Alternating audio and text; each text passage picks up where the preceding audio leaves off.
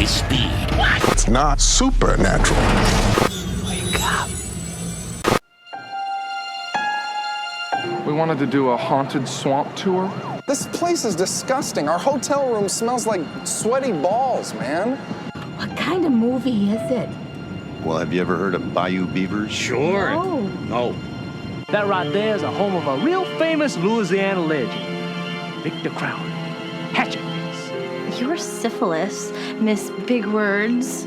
Okay, that doesn't even make sense. He was a deformed man whose own father went nuts and whacked him in the face with a hatchet one night. I cannot believe that I am out here in a swamp.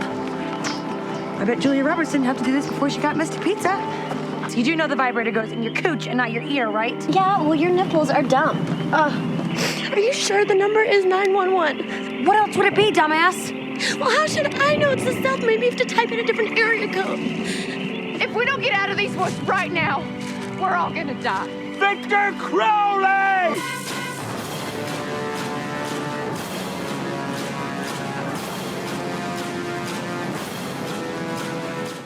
Hi, this is Lisa Loring, Wednesday from the Addams Family, A Blood Frenzy and Ice, and you're listening to The Hysteria Continues. And indeed you are. I forgot about the little giggle at the end of that. This is episode 238, and we're off to the swamp for our first tussle with Victor Crowley and the Hatchet series, the first one from 2006, or I think it was released in 2007. So it's been a long time coming, which is what Eric's dates usually say to him. Well, I went out for a walk earlier, Justin, and I stepped in dog poo, and then I was sad. But then when I got home, I listened to my Kajagoogoo records, and then I wasn't sad. You know how Erik is all, huge into Kajagoogoo? You need another band so that you have... You're just a one-trick pony, Justin. All you think about is Susie. I like the Creatures as well.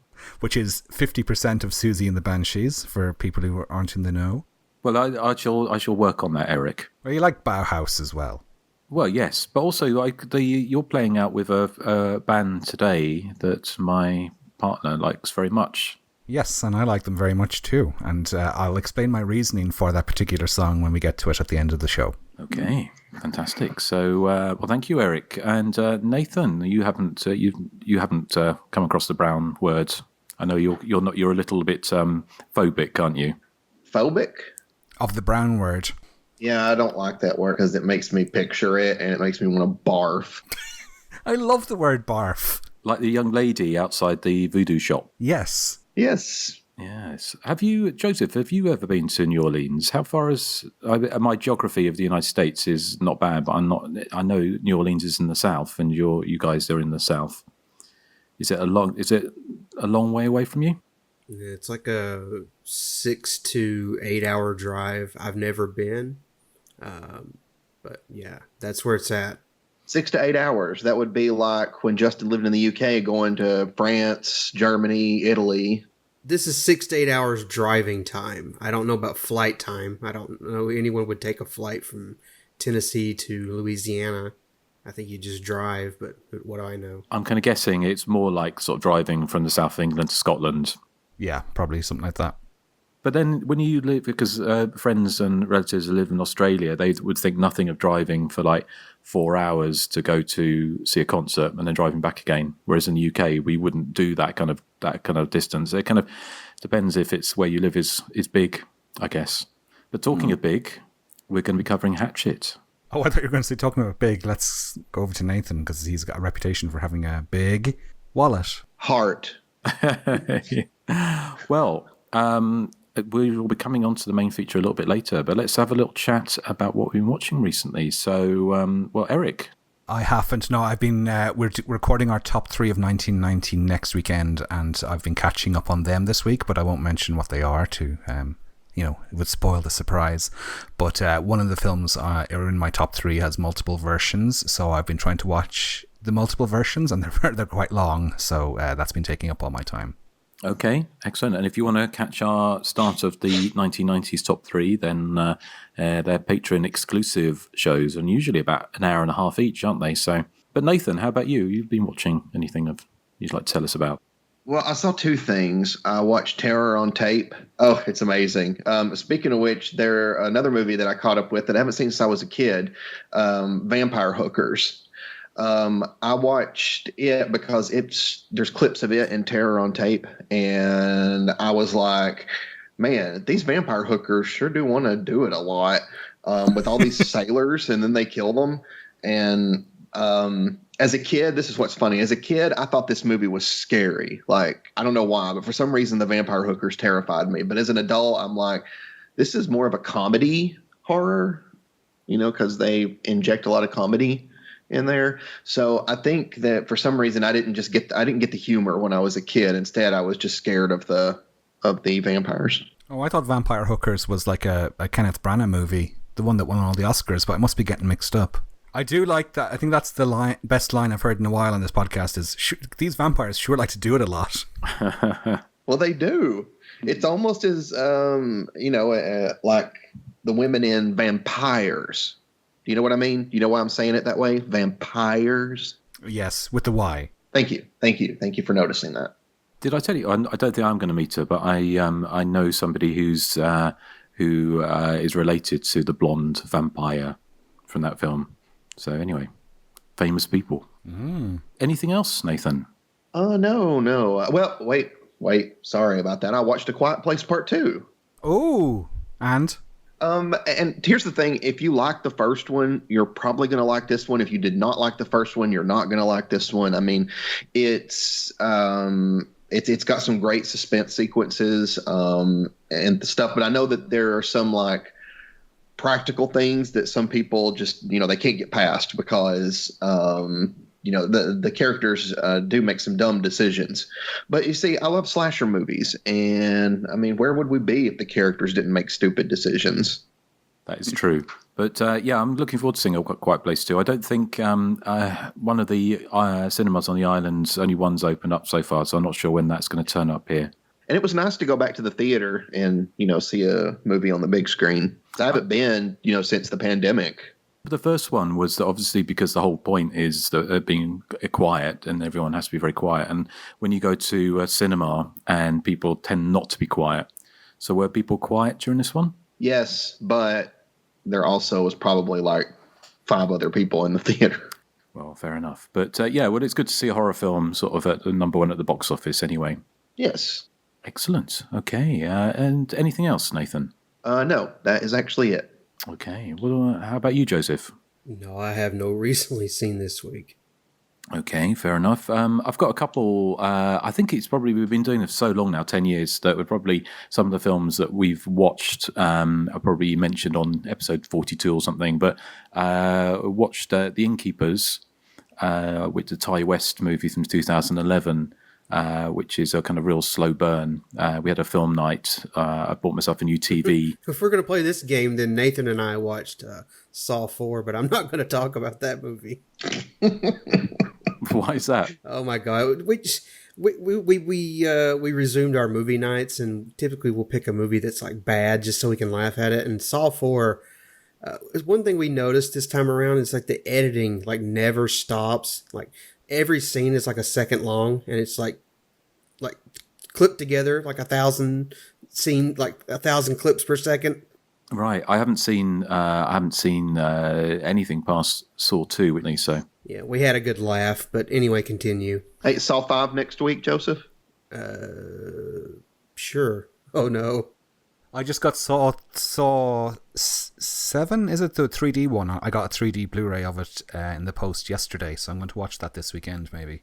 I don't want to disappoint you, Eric, but I went and saw it in 3D, and I don't remember it being that great. Oh, I'm sorry. Oh, this is the worst weekend. First I stepped in dog poo, and now I've got low expectations for Saw 3D. Well, maybe if you go in with low expectations, you'll enjoy it more. Yeah.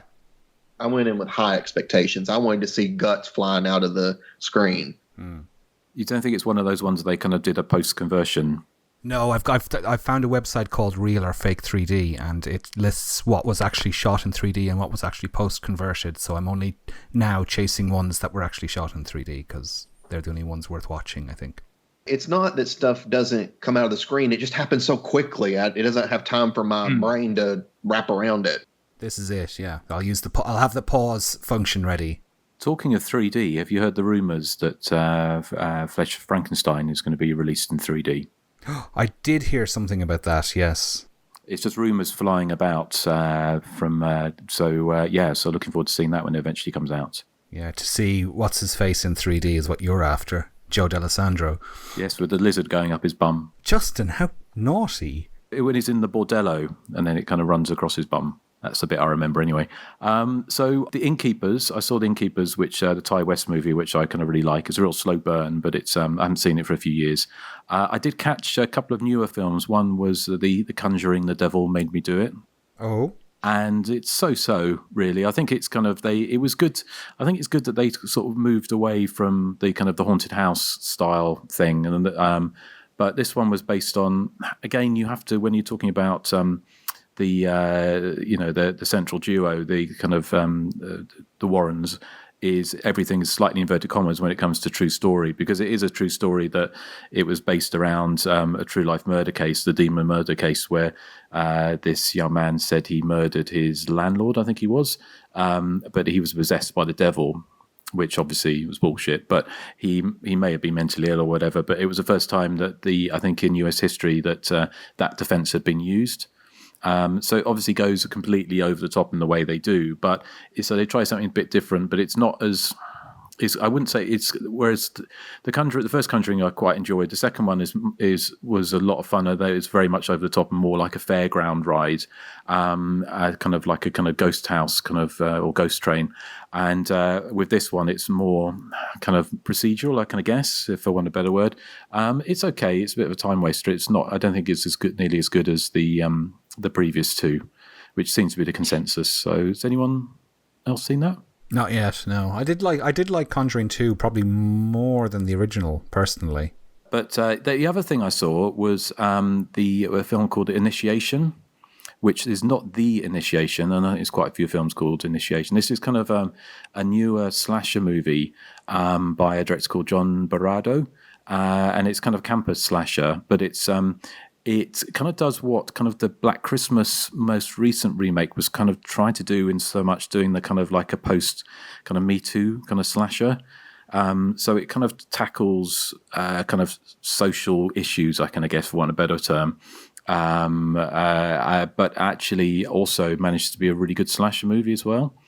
So it's set in this... a college campus, and after a girl is kind of may or may not have been assaulted at a frat party, the main men, the male students surrounding that incident start dying one by one at the hands of a masked killer. But I thought it was really well done. It's for it kind of takes its while to get to the slashing, but the last half of the movie, if you can stick with it, you're rewarded with a fantastic kind of like half an hour chase scene around this locked campus building with a kind of a sort of multiple people being chased by the killer. I know I mentioned it on our group chat, but did any of you guys catch it yet? Not yet, but it is on my to watch list. Yes. Yes. You did see it? Yes, I did. Okay. I agree with you. I thought that it was a lot of fun. It was very interesting, like you said, that it kind of, delved into the Me Too kind of movement. It was just interesting to me that I guess that they decided to go, that route, but the kills are very brutal. And when they happen, it's so fast and brutal. Like, the movie did make me jump a few times, but I'm a very jumpy person anyway. So, take that for what you will. He's like the girl in the Enfield poltergeist case. I jumped in slow motion. That's probably why they thought that I was levitating. Just like David Hasselhoff. Well, he probably does jump in slow motion. I'm just guessing. So, okay. Well, I'm glad you enjoyed it, Nathan. Did you catch it, Joseph? No, not yet. Okay, I think you'll enjoy it. So, okay, well, that was our recently seen. So, we're going back in time, not too far, but 14 or 15 years now, I can guess, isn't it? So, back to the first Hatchet. Once upon a time, there was a boy named Victor Crowley. Folks weren't too kind to Victor, so he stayed hidden in his daddy's house, out in the bayou. One night, some mean children came to his house, and there was a bad fire. when his daddy chopped down the door to save him, he didn't know Victor was pressed against the other side. And poor Victor Crowley died. They say people disappear in those woods. And legend has it, if you get close enough to the old Crowley house at night, you can still hear Victor Crowley roaming in the woods, crying for his dad.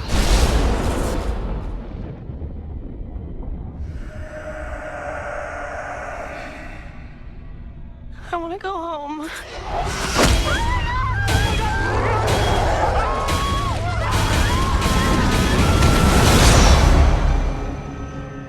We're all gonna die.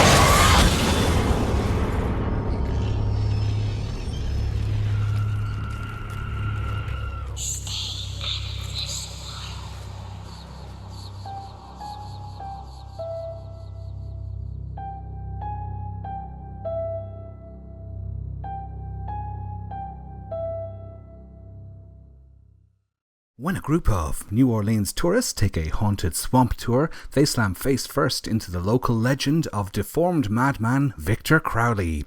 What follows is a psycho spree of seat-jumping scares, eye-popping nudity, skull-splitting mayhem, and beyond. Joel David Moore from Dodgeball, Dion Richmond from Scream 3, Tamara Feldman and Mercedes McNabb, Buffy the Vampire Slayer, star along with horror icons Kane Hodder, Robert Englund, and Tony Todd in this screamingly funny carnage classic that Ain't It Cool News calls, and noted the print here is very small and I'm having difficulty reading it. Ain't It Cool News hails it as so indescribably awesome that you just cannot conceive. So that's the blurb for Hatchet, which is a film I first saw when it came out on DVD. I don't think it got a theatrical release over here. If it did, I certainly missed it. So I probably saw it in about 2007, and that was the only time I watched it up until this week. And my memory was that it was merely okay, and my abiding memory was that it was punctuated with absolutely spectacular gore effects and kill scenes. It starts off with a double pre-credits murder involving Robert Englund in his short cameo role and Joshua Leonard from Blair Witch Project. They're two obnoxious backwoods alligator hunters who end up victims of the Jason Voorhees-like Victor Crowley.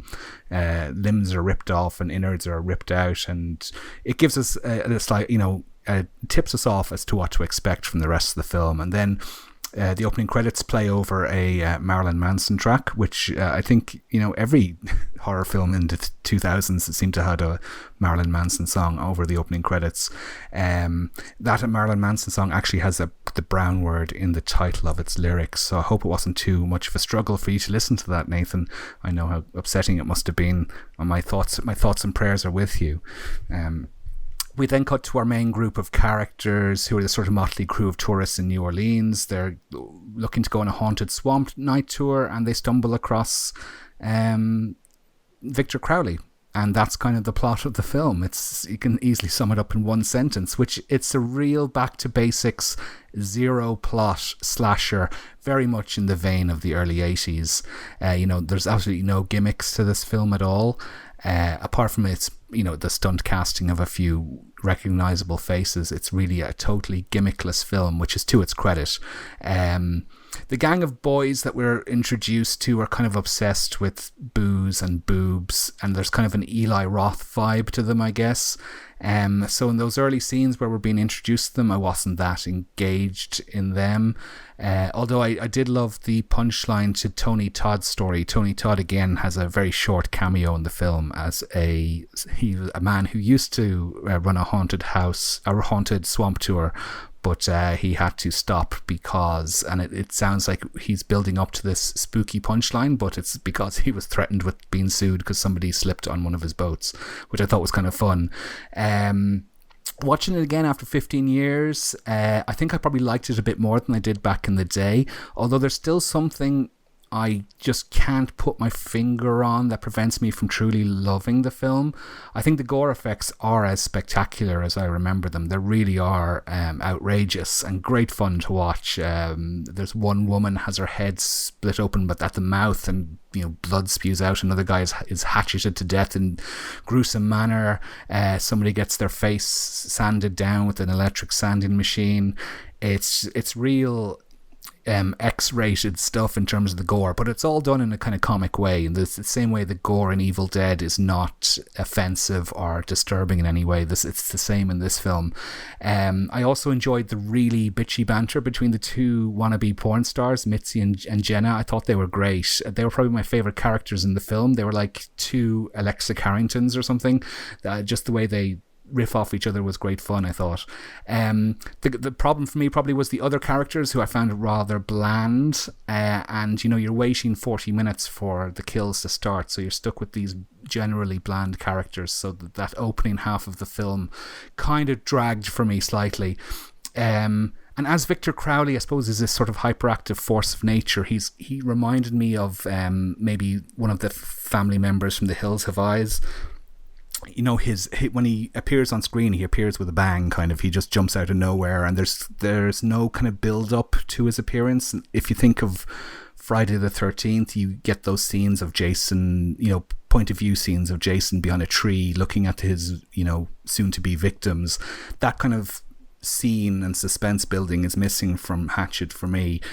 When we first see Victor Crowley, he just bursts out of the door of his house, really suddenly. And I suppose it might work as a shock scare, but it's just, I don't know, it's missing that kind of there's somebody lurking in the woods spookiness that other slasher movies set in the woods have. But overall, I mean, I did find it very watchable, and I do remember, I think the only sequel I've seen is the second one. I haven't seen 3 or 4. And I remember thinking the second one was quite good also, so I'm looking forward to revisiting them.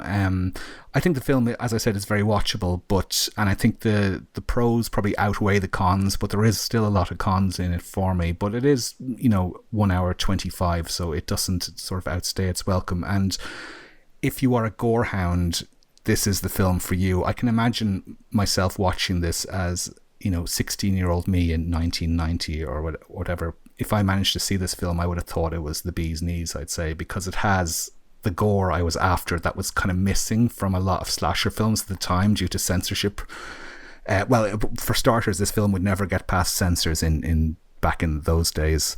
I was watching the unrated cut, actually, so I presume we all were at this stage, and the gore is just outlandish and great fun. As I said, it's not Saw level of gore where you can sort of feel the pain of the victims. This one is pure comic book violence, and it's great fun once it happens. It's just that opening half just kind of drags for me, and the locations, it's all set more or less in this sort of swamps at night, and it's kind of visually tedious just to have this same sort of dark woodsy backdrop for every scene, and there doesn't seem to be any variation. That might be another reason why it just doesn't kind of kick into gear for me fully.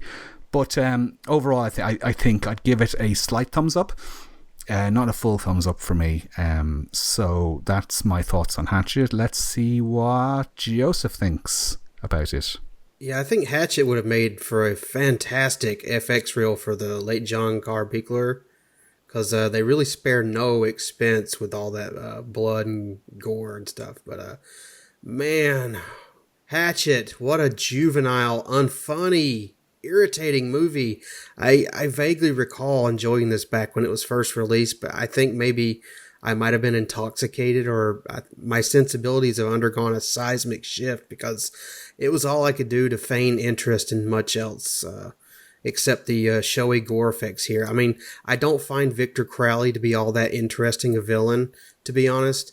There's nothing scary or particularly, illuminating about his character or backstory. It's essentially Kane Hodder playing a deformed man-child with like these barrel-sized biceps. The film's only real trick is its gore effects. They bypass any sense of dread or suspense by having Crowley pop up at random intervals to tear someone apart. Wash, rinse, repeat. chase scenes and the art of the stalk scene has no business here in Hatchet. No, sir. The film feels like a sixth grader's interpretation of a slasher movie, after hearing another child on the playground describe one of the later Friday the 13th sequels. That's what it feels like to me. It's the type of film that, not only thinks a character drinking urine is funny, but it lingers on that joke for like 10 seconds too long. And it goes on like this with characters bickering about, the most benign topics, in the hopes of building to some sort of punchline that never really arrives. It's really hard to describe, but like Hatchet feels very pantomime, like very staged. I assume much of this was, filmed in and around the swamps of New Orleans, but, everything is so specifically lit that fragments of light follow the characters through the woods, and like it's a character in and of itself. And you begin to feel like maybe this was just kind of some studio effort filmed on some lot somewhere, and it just feels so, I don't know, it feels so phony and like overproduced. And I think the most egregious sin this film commits is it doesn't have an ending. I mean, they get in that boat and they have that gag with the severed arm, and then that's it. I think they labeled this like a throwback to the good old days of the slasher film, but I don't really recall even the worst of the lot, treating their stories and their characters like they're paragraphs in a dirty joke book. I mean, I assumed it earned that reputation via the nasty gore effects by themselves. I mean, that has to be it. And, as I said, they are plentiful, but, an effect is an effect to me. I don't really care. And no matter how good you can make a decapitation look, it doesn't really mean a damn thing if you don't care about any person in the film. So I don't know. I can sort of see who this was made for, but, certainly what age group this was made for, but ultimately it just wasn't made for me. So this is a thumbs down for me, I'm afraid. I dislike this movie a lot. Oh, yeah, when I was saying I kind of liked bits of it, I was just being sarcastic. I hated it too. This reminds me, I may have said this story before, but in 1987, the Madonna film "Who's That Girl" came out in cinemas over the summer, and I went to see it, and I thought, oh, that was kind of fun. And I went into school in the September then and said, oh, did you see "Who's That Girl"? I thought it was good fun, and everyone said, oh, it was awful. And so I said, yeah, I was just being sarcastic. I thought it was awful too. So that's the kind of person I was, struggling to fit in.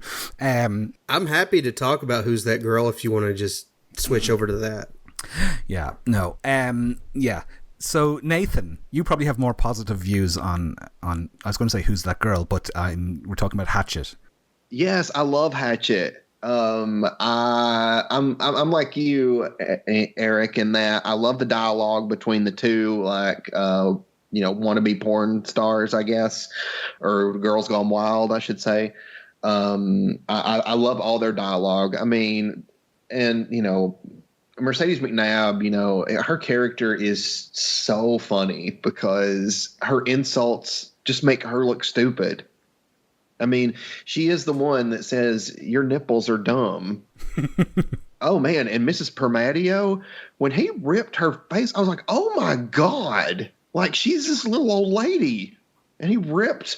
I mean, she has children and grandchildren and loved ones. I mean, I was in shock. I mean, that was a crazy effect. And like, Joseph and you both said, I mean, the effects are fantastic. I mean, that's definitely a really good point in the movie.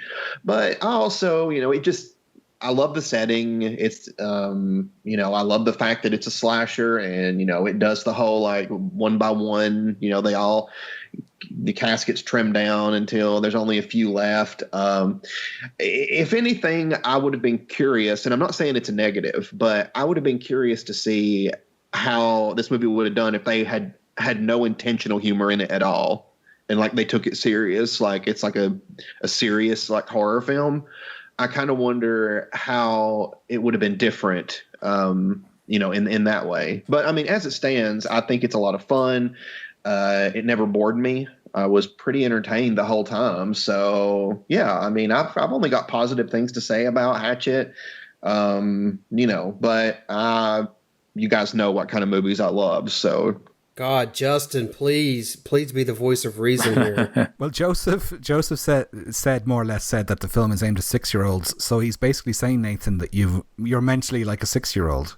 It feels like it was written by a 6-year-old. I'm not kidding. The dialogue was just so irritating. I was just like, ugh. Well, don't hurl factual statements at me as if they're insults. I do have the maturity level of a 6-year-old. And so do I, Nathan, and I'm proud of it. This is true. So, Justin Dumb Nipples Kurzweil, what do you think of the film? Well, it came out the same year, and I think it's out and released at the same time as Rob Zombie's Halloween. And let me just say, I'd rather watch Hatchet on rotation endlessly than ever watch Rob Zombie's piece of crap ever again. So I had fond memories of Hatchet from watching it. I remember really enjoying it when I saw it on DVD. I haven't seen it probably for about 10 years or so. So, and I kind of remember sort of starting to watch some of the sequels and feeling they were a bit like cheaper versions. It got even sillier, but I haven't seen those for a long time. So I kind of watched it with some kind of trepidation, and there's a lot of stuff to like in it. I mean, what I do like about it is it feels like it's a romp, whereas Rob Zombie's Halloween is an endurance test. Whereas this it had that kind of, that the fun nature of the slasher movie where you've got people running around in circles and bumping into each other, all that kind of thing going on, which I kind of really enjoyed. And also I like the fact that this came like 10 years after Scream, and it had humor. It's a comedy, literally a horror comedy, but it didn't go down the route of the kind of post-ironic sort of route that been pretty much sort of ground into the ground, literally, by the 10 years after Scream. So overall, I kind of still enjoyed it. I mean, the gore is fantastic. It still works really, really well. I agree that the Victor Crowley character is kind of, I don't know, it feels like it's like a parody. It's more of a parody, really, of a slasher movie villain than a kind of living, breathing kind of embodiment of a scary slasher movie villain. For me, it's more like a Saturday morning cartoon version of a slasher movie than a real kind of. It's not scary in the least. Victor Crowley isn't scary, but overall, I still enjoyed it. I know it's dumb. But I like the characters. I thought the characters are, a lot of fun. The two girls who we mentioned, Misty and Jenna, who were a lot of fun, especially Mercedes. Mercedes McNabb is fantastic in that role, and I like the two main characters. Is it Joel David Moore and Tamara Feldman? I think they got good. Chemistry together. I think it worked really well. I just love that whole running around kind of slasher movie. Everyone sort of, it's just that kind of, it kind of the embodiment of what makes a good slasher movie to me. It's just like fun, and I think that's basically the term I'm looking for. Really, it's a fun movie as opposed to Rob Zombie's Halloween, which isn't a fun movie. So I see where Josie's coming from. It is, a lot of it's dumb. It possibly hasn't aged as well as it could have done, but I still have fun with it. I think it's a dumb, fun slasher movie, and so and literally is fun. So yeah, that's my 2 cents. I would agree, with a lot of points there. I think that Victor Crowley isn't a great villain. I mean, Justin Voorhees. Jason Voorhees. I just can't get you off my mind, Justin. Jason Voorhees has no character really.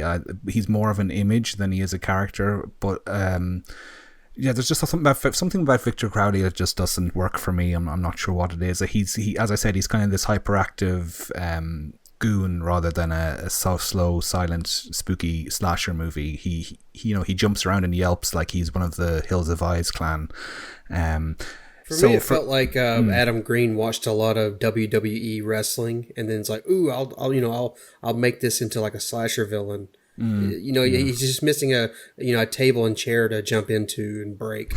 It's just.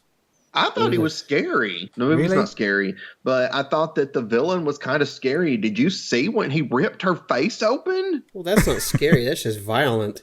Yeah, but that's scary. Imagine how that would feel. Have you ever had like your jaw get locked? I'm sure you have. How dare you? But yeah, I'm just imagining like the pain that she went through. It seems like Oh, God. You should teach a class on fear, Nathan. So you don't think it would be an open casket funeral then? No, probably not. How could you? I mean, there's no way. Or for her husband. No open casket for him. No. See, now if I got torn apart like that, my neck ripped in half and my face all splattered up, I'd want an open casket. I'd want everyone to see. To torment them, yes. Yes.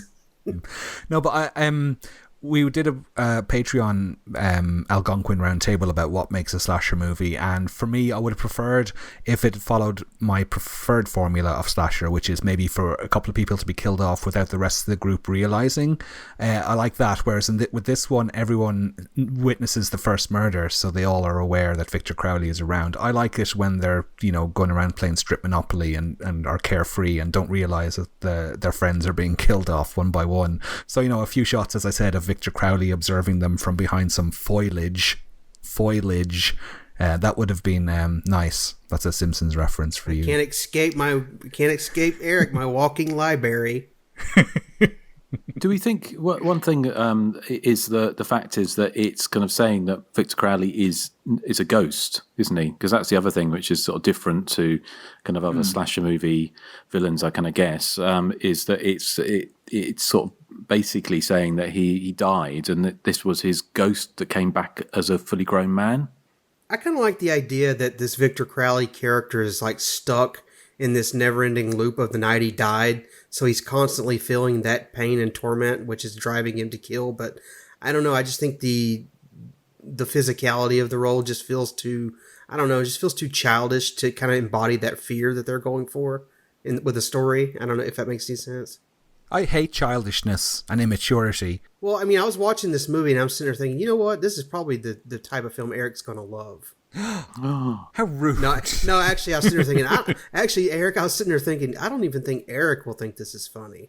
I didn't find it terrible. I found, as I said, I found the characters of Mitzi and Jenna really quite funny because their dialogue is really stupid rather than crude and that, but I didn't find much else funny. I really didn't like the character who is running the swamp tour at all. That character, I found him really annoying. But I think there was enough. As I said, the pros slightly outweighed the cons for me on this film, so that's why I'm giving it a marginal thumbs up. Nathan, you've probably seen the sequels. They're probably fresh in your memory, or can we expect better things to come, or is this as good as it gets? Well, in my opinion, part one's the best. Okay. Oh God, I saw part two. And I don't remember a thing about it. Oh God. You must remember Danielle Harris's eyebrow. Is it comparable to the dude from Silent Night, Deadly Night 2? What, the eyebrow? Well, no, I think it's because she has this kind of strange tick, doesn't she? That's what I'm talking about. In Silent Night, Deadly Night 2, the guy's eyebrow, he does all the eyebrow acting. Is it like that? I have to rewatch it. I started watching Victor Crowley, the fourth one from 2017, so I've seen about half of it. And I think she's in that, and that looked like it was quite good fun. But again, it feels that with the first one, they were trying to be a bit more balance the horror and comedy out a little bit, whereas I think with the sequels, they went more kind of down the comedic route. One of the funny things I did find was that most of the kills happen, whilst the group are all together, and yet all the friends stand around just screaming rather than helping like that girl who gets her face sanded, her friends just stand there screaming without intervening at all. It's like nobody runs away either. Nobody runs away either. Yeah. They just stand there screaming. Yeah. Will we go on to some background? Yeah, why not? Nathan, do you have any background for us? No. Oh. Joseph? No. Actually, actually, the one thing I do have is Joel Murray, who plays Doug Shapiro, the film director guy, who does the Bayou Beavers or whatever it's called. He's Bill Murray's brother, and he's also I didn't know that. Yeah, he's John Murray's brother, Nathan from Moving Violations. Oh, nice. Yeah, so there you go. That's my background. I think John Carr Beekler does have a cameo in this film. Yeah, he's what do they call him again? Cracker Jack or something. Yeah, Cracker Jack. Jack Cracker, is it? Yeah, Jack Cracker, that's it. Yeah, he plays the guy who drinks his own piss. Yeah. Mm-hmm. Poor guy. Demi Moore does that, I think. She drinks her own wee, like she dilutes it with orange juice or something. Well, I think some people, there was a vogue, wasn't there, for people drinking their own urine.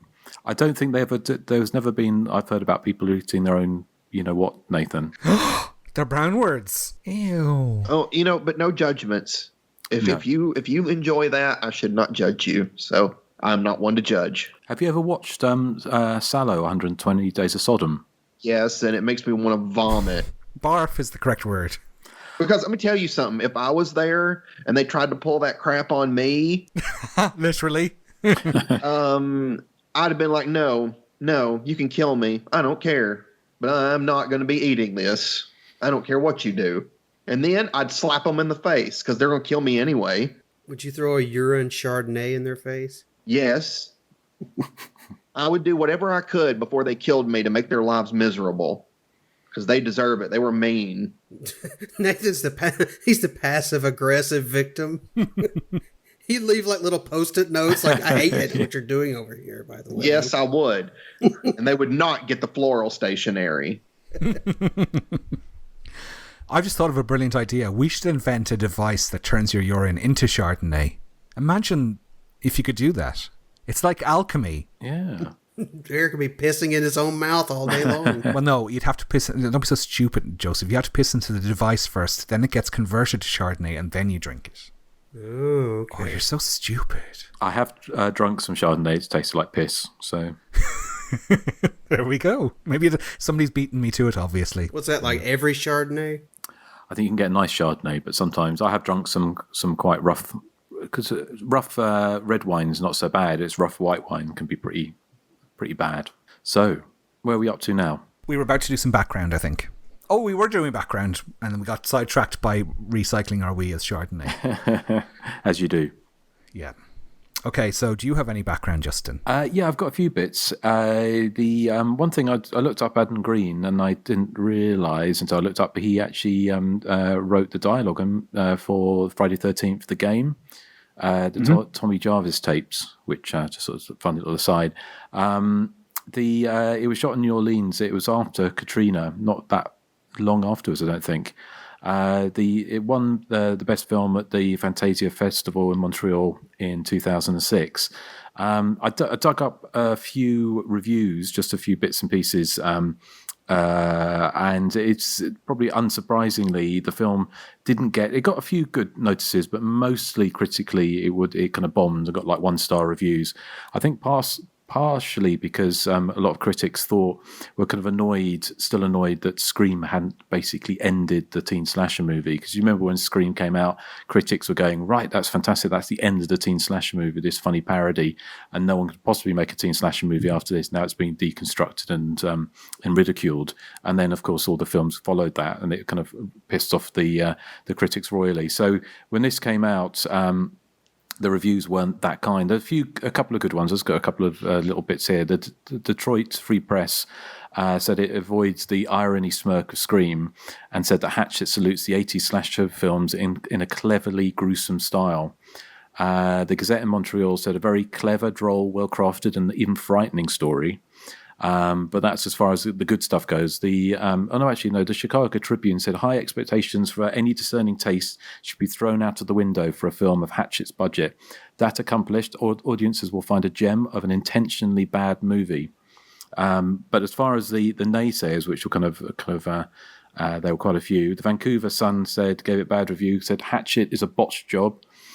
Says, written by newcomer Adam Green, the movie reads like a piece of sketch comedy until you realise it's actually trying to be sincere.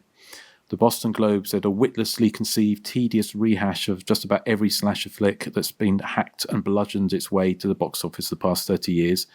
And lastly, the Austin American Statesman said, there's absolutely nothing new in Hatchet. Adam Green's tediously faithful nod to 1970s slasher flicks that basked in blood, as it groped for tongue-in-cheek chortles. So it was kind of like it's. I presume I didn't find what kind of box office it did. I don't know if you know that, Erik, but it kind of it obviously did enough for them to do the sequels. And I found, last thing I was going to say, I found an interview with Adam Green from its release from, I think it was the Chicago Tribune, I might be wrong. And he said he basically made the movie he wanted to see. And he didn't pay any mind to what's conventional right now, as he said. I just to quote him here, he says, "I grew up on villains and monsters that all had mythologies behind them. Those movies were fun, but by the end of the 80s, it had been beaten to death. In the 90s, Kevin Williamson brought it back with his script for Scream, and it was cool that someone was trying to make a good story out of a slasher film. That sort of gave birth to the PG-13 horror flick, which sucked. When my agent sent out the scripts, one rejection said the writing was brilliant, but it wouldn't get made because it's not a remake or a sequel or coming from a Japanese film." So if you kind of remember back at that time, I kind of guess it was a bit of a turning point, really, because when did Hostel, that kind of came out around about this time, didn't it? Because I think before that, in the early 2000s, there were a lot of the kind of PG-13 sort of like Prom Night remake, wasn't there? When a Stranger Calls, there was very much kind of, whereas by the mid 2000, sort of the mid 2005, 2006, there seemed to be a bit of a return to the kind of slightly more visceral, violent, adult, in the true sense of the word, kind of horror movies, again typified by Rob Zombie's Halloween, and obviously the kind of then in vogue kind of torture porn movies like the Hostels and Saws and everything. So, but yeah, so that's my tuppence, Erik. I'm sure you got some stuff for us. Well, it's nice to see your tuppence there. Yeah, the first thing that I noticed when Joel David Moore arrives on screen, that's the character of Ben, is that he's wearing a t-shirt with a recognizable, well, what I thought was a recognizable logo. I looked at his t-shirt and went, oh, that's a Mighty Boosh t-shirt, if ever I saw one. But apparently it's not. It's the logo for Newbury Comics, which is a New England chain that sells CDs and DVDs and comic books and that. Adam Green, this was his first feature film, we should say, but he directed a short film a homemade film called Columbus Day Weekend in 1998, and it sounds really interesting, but I couldn't find it on YouTube.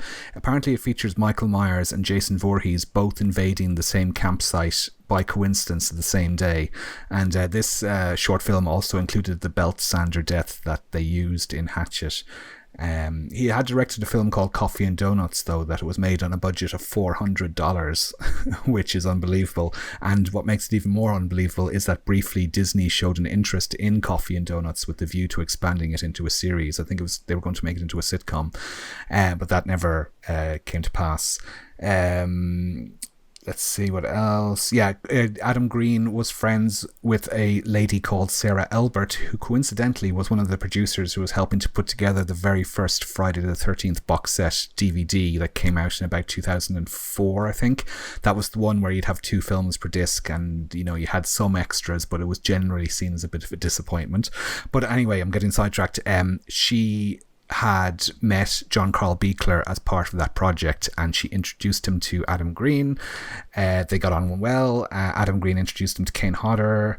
Robert Englund happened because he met him just by chance out one evening, and Adam Green was wearing a Marilyn Manson t-shirt, and Robert Englund was really interested in where he got it from, and they got chatting, and he mentioned, oh, I'm making a film, would you like to come along?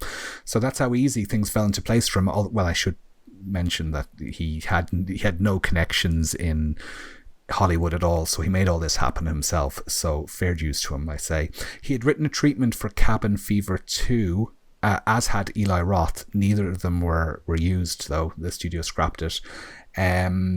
He does a weekly podcast, actually. He's one of our rivals. He does a weekly podcast with fellow filmmaker Joe Lynch, who did Wrong Turn 2.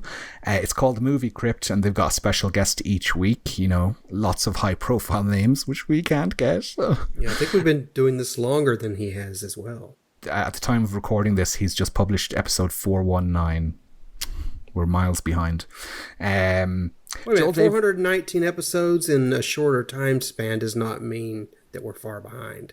It does mean we're far behind. We're useless. We're worthless. I hate us. Quality over quantity. True.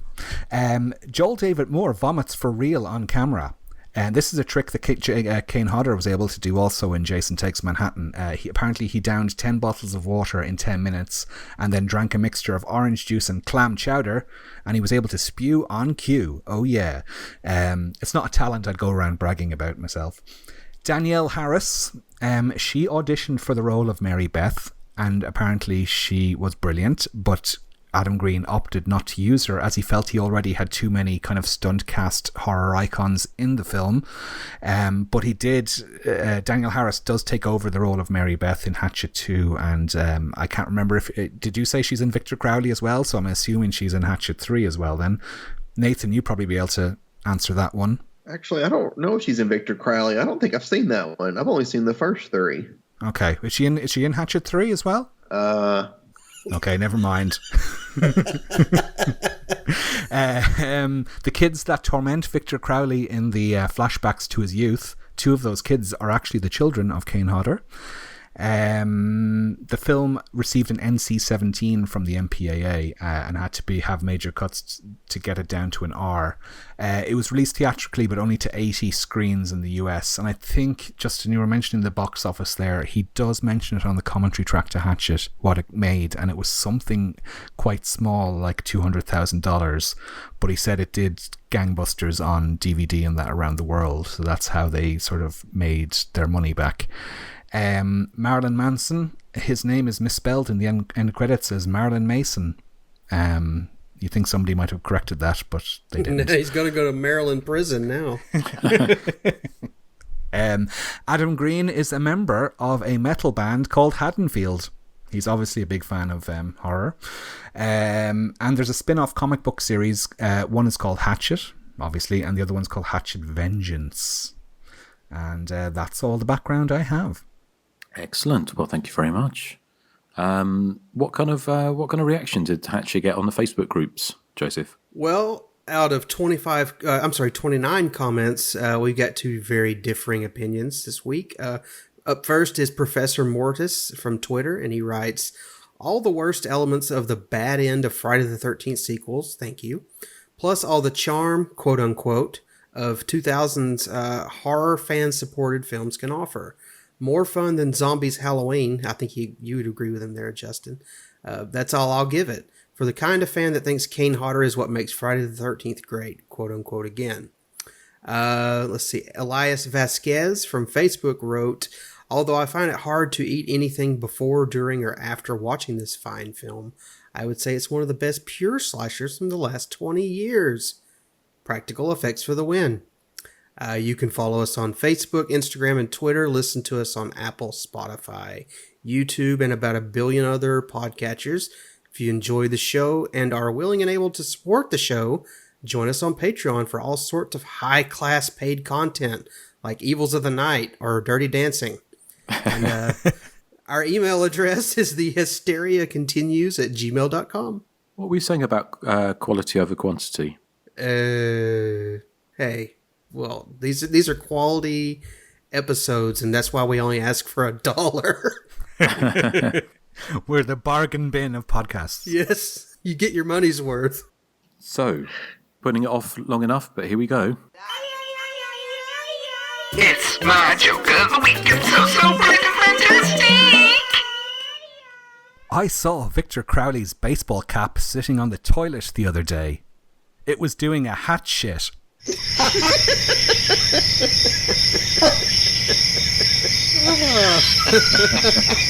Can't tell if Nathan's crying or if he's laughing. Oh god, that was actually really funny, Eric.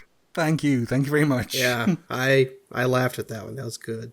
I say Justin's probably laughing as well. I think he had to mute his microphone. He was laughing so much. Weren't you, Justin? No, but it was actually, that was quite a funny one, Eric. So well done. See, they even a broken clock is right twice a day. I've got some feedback here, and this is from the wonderfully named James Packman. I think it's Pac-Man, like Pac-Man. Pac-Man from Gisborne Gisborne. Oops, Gisborne, I think it is, in New Zealand, and he says hello to you. Oh, by the way, to preempt this, Nathan, you'll need to sit down for this text, I think, or this email. prepare yourself. Hello to you from the bottom of the world. It's been a while, so I thought I'd drop you a line, especially when I heard you're doing a Texas Chainsaw Massacre Part 2 podcast. Some of you may know me as NZ Fulci fan, a long-time follower of the Hysteria Continues, an ardent anti-supporter of the original Texas Chainsaw Massacre. I can hear Nathan fainting in the background.